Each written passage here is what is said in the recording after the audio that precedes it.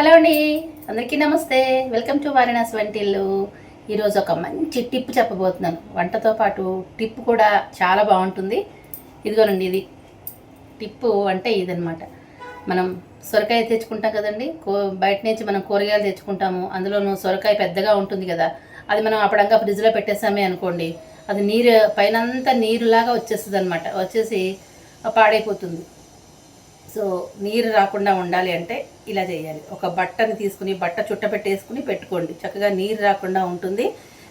చక్కగా వారం రోజులైనా సరే నిల్వ ఉంటుంది అనమాట. ఇప్పుడు నేను ఏం చేశానంటే ఈ కవర్లు కుట్టుకున్నాను.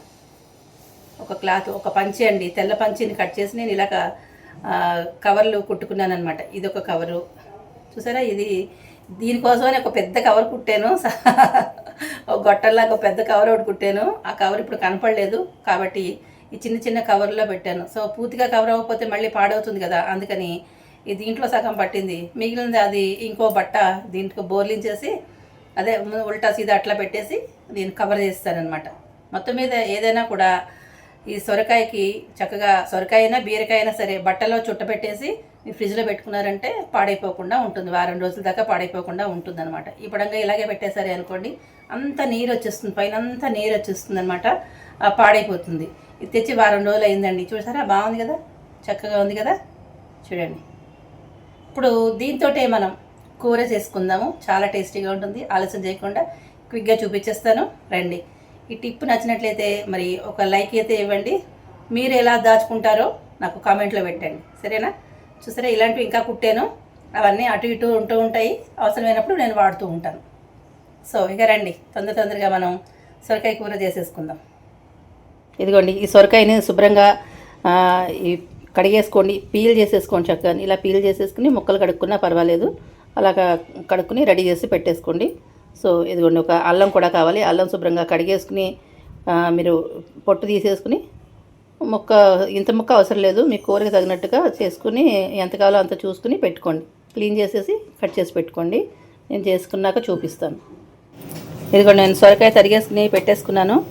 తర్వాత కావాల్సిన ఇక్కడ పెట్టుకున్నాను. ఇప్పుడు మనం ఏం చేయాలో చూద్దాం. ఇదిగోండి, మిక్సీ జార్ తీసుకున్నాము. ఇవన్నీ కూడా మిక్సీ జార్లో వేసుకోవాలి. చూసారా, అల్లం ముక్కలు నేను ఇవి తీసుకున్నాను. మీకు కూరకి సరిపడా తీసుకోండి. అల్లం ముక్కలు, కారం కూడా, పచ్చిమిరపకాయలు కూడా ఎంత కావాలో అంత తీసుకోండి. ఇలా వేసుకుని మనం ఇందులో నూపప్పు, నేను ఒక 2 స్పూన్ల నూపప్పు వేసుకున్నాను. ఇప్పుడు మనం దీన్ని మిక్సీ పట్టేసుకుందాం. ఇదిగోండి, మనం ఇలా మిక్సీలో వేసేసుకున్నాం.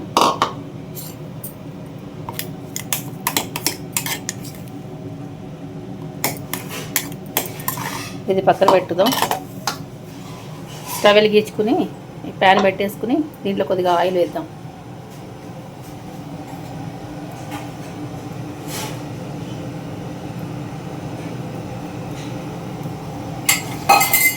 ఆయిల్ కొద్దిగా వేడైన తర్వాత పోపు వేసుకుందామండి. ఈలోపు ఇక్కడ రసం కూడా పెట్టుకున్నాను నేను. రసం మరుగుతుంది, మంచి వాసన అయితే వస్తుంది. ఆయిల్ అయితే వేడైంది, కొంచెం ఆవాలు వేద్దాం.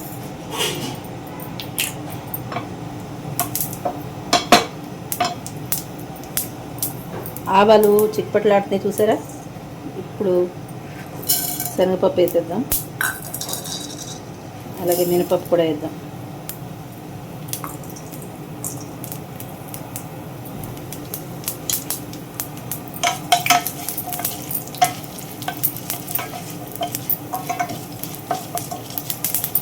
కొంచెం ఇట్లా వేయించేసుకుందాం. ఇది మంట తగ్గించుకోండి.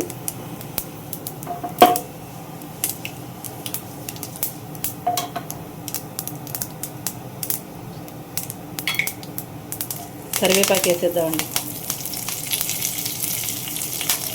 అలాగే కొంచెం జీలకర్ర,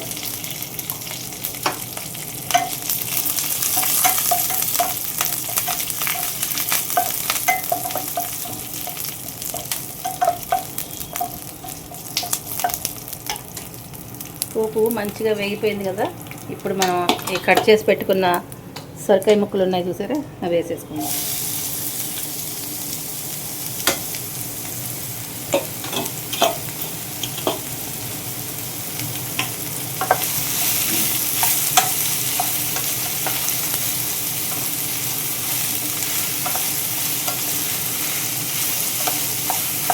ఇలా మొత్తం కలిపేసేసుకోండి.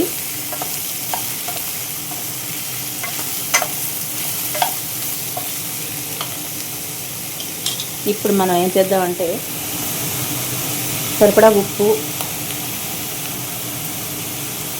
అలాగే పసుపు వేసేసి మరొకసారి కలిపేసుకుందాం.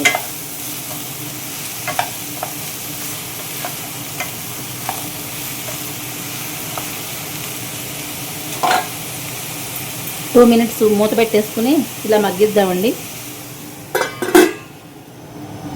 ఇదైతే మూత తీసి చూద్దాం. వావ్, బాగానే ఉడుకుతుంది. ఇప్పుడు ఈ టైంలో మనం ఏం చేద్దామంటే ఇదిగోండి, ఇది మనం మిక్సీలో వేసేసుకున్నాం కదా, ఇది వేసేద్దాం. మొత్తం అంతా వేసేద్దాం. కావాలంటే మరిన్ని నీళ్ళు పోసి వేద్దాం.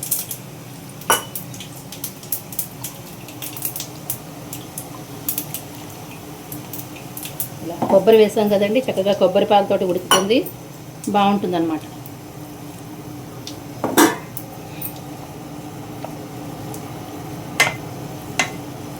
ఇలా కలిపేసేసి ఒకసారి మూత పెట్టేసేసేయండి. పక్కన చారుకి పోపు వేస్తున్నాను, సో అది అటు ఇటు కలుపుతున్నాను అనమాట. మూత పెట్టేసి ఆ చారు సంగతి చూస్తాను. పోపు అందులో వేసేసుకుని మిగిలిన చూద్దాం.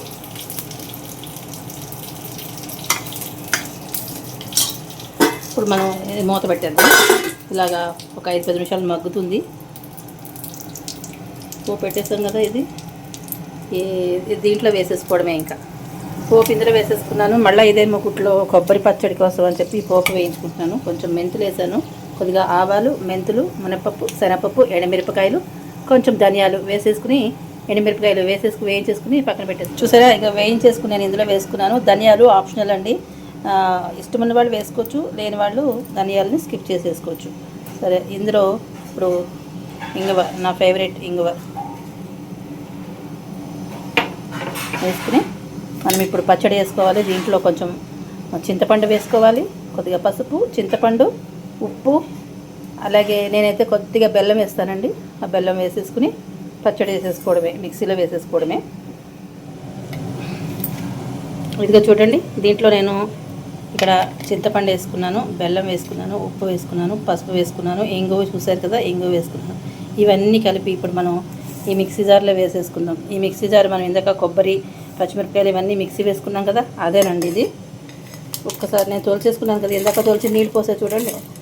ఇంకా అంతే, ఆపడంగానే నేను ఇంక వేసుకుంటాను. ఎలాగో కొబ్బరి పచ్చడి కదండి, అందుకని ఇలా వేసేసుకుంటాను. ఆ పసుపు,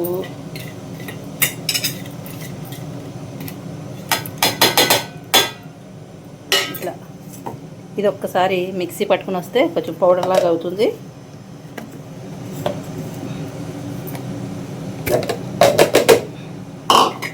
ఇదిగోండి, ఇలా పౌడర్గా నలిగింది కదా. ఇప్పుడు మనం ఈ కొబ్బరి ముక్కలు వేసేద్దాం. కొబ్బరి ముక్కలు ఫ్రెష్ అయితే పర్వాలేదు, లేదంటే కనుక పాతం అనుకోండి, ఫ్రిడ్జ్లో తీసుకుని అయితే ఒకసారి కడిగేసుకుని వేసుకోండి. మళ్ళీ వేసుకొస్తా.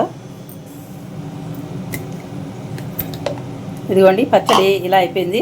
దీంట్లో ఒక్క చుక్క కూడా నీళ్లు పోయకుండా నేను వేసుకున్నాను. మీరు నలగలేదు అనుకుంటే కనుక కొద్దిగా నీళ్ళు పోసుకోండి. నీళ్ళు పోసుకుంటే నిలవ ఉండదు, అంతే. నేనైతే నీళ్ళు పోయడం నాకు ఇష్టం ఉండదు, సో ఇలాగే వేసుకుంటానన్నమాట. ఇప్పుడు మనం పచ్చిమిరపకాయలు లాస్ట్లో పచ్చిమిరపకాయలతోటి కొద్దిగా ఒక తిప్పాలి. ఈ మిక్సీ ఏంటంటే మెత్తగా అయిపోతుంది, దీన్ని జాగ్రత్తగా చూసుకుని ముక్కలా ఉండేటట్టుగా ఒక్కసారి ఒక తిప్పుకొస్తా. జస్ట్ ఇంతే, ఒక కచ్చపచ్చగా ఆ మిరపకాయలు దీంట్లో ఊరి బాగుంటుంది అనమాట. టేస్ట్ మాకు ఇష్టం, అందుకని ఇలా వేసాను. సో ఇదంతా తీసుకుని మనం ఒక గిన్నెలో పెట్టేసుకుందాం. కొబ్బరి పచ్చడి చాలా ఈజీగా చేసేసుకున్నాం, చూసారా. చాలా అంటే చాలా ఈజీ అనమాట. కొద్దిగా ఇది ఉంది కదా, ఇది కూడా దీన్ని పచ్చడితో నేను ఊరి చేసుకుని ఒక బౌల్లో పెట్టేసుకుంటాను. ఇదిగోండి, నేనైతే ఈ బౌల్లో వేసేసుకున్నాను. చూసారా, మన కొబ్బరి పచ్చడి రెడీ అయిపోయింది. దీంట్లో మరి పోపు అది అయితే మేమైతే వేయమండి, ఇంకా ముందే మనం పోపు వేయించేసుకుని మిక్సీ వేసేసుకున్నాము.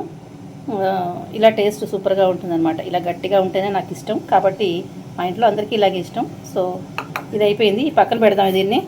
ఇప్పుడు మనం కూర దగ్గరికి వద్దాం రండి.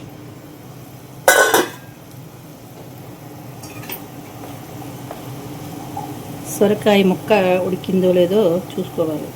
ఓ ఉడికిపోయిందండి. ఓయ్ కనిపిస్తుందా మీకు? తెలుస్తుందా?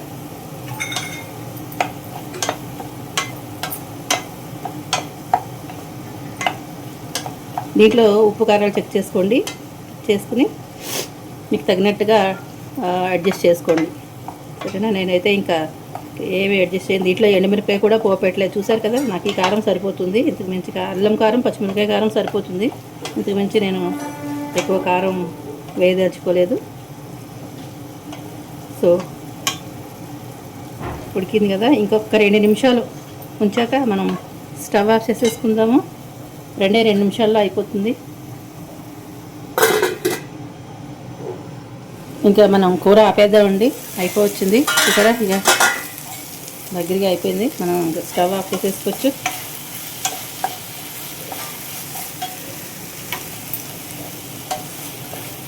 ఇంతేనండి మన కూర, సొరకాయ కూర. చూసారా కమ్మటి కూర ఎంత బాగుంటుందో. ఇలాగా కొబ్బరి వేసి చేయండి, అద్భుతంగా ఉంటుంది, సూపర్ టేస్టీగా ఉంటుంది. మీకు ఇష్టమేనా? మీలో ఎంతమందికి ఇష్టమో కామెంట్లో తెలియజేయండి. ఇది చపాతీల్లోకి, పూరీలోకి కూడా చాలా చాలా బాగుంటుందండి. చూసారా, ఈరోజు మనం చేసిన 3 రకాల పదార్థాలు: కొబ్బరి చట్నీ, అలాగే రసం, సొరకాయ కూర, ఇది ఏమో పులగం, ఇది పులగం. ఇదండి నేను చేసిన వంట ఈరోజు.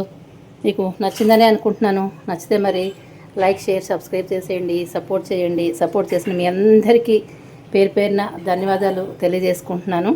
మన వారణాసి వంటిల్లు ఛానల్ని కొంచెం ముందుకు తీసుకెళ్తారని మనస్ఫూర్తిగా కోరుకుంటున్నాను. సర్వేజన సుఖినో భవంతు, లోకా సమస్త సుఖినో భవంతు. ఇది మాత్రం తప్పకుండా ట్రై చేయండి. అసలు చాలా సింపుల్గా, చాలా ఈజీగా చేసేసుకోవచ్చండి. అసలు ఎంత కమ్మగా ఉంటుందో, భలే ఆ కొబ్బరి పాలతోటి ఉడుకుతుంది కదా, ఆ టేస్ట్ అయితే అద్భుతంగా ఉంటుంది. దీంట్లో మనం నువ్వులు కూడా వేసాం కదా, వేరే లెవెల్ అనమాట. ఉంటాను, బాయ్ బాయ్.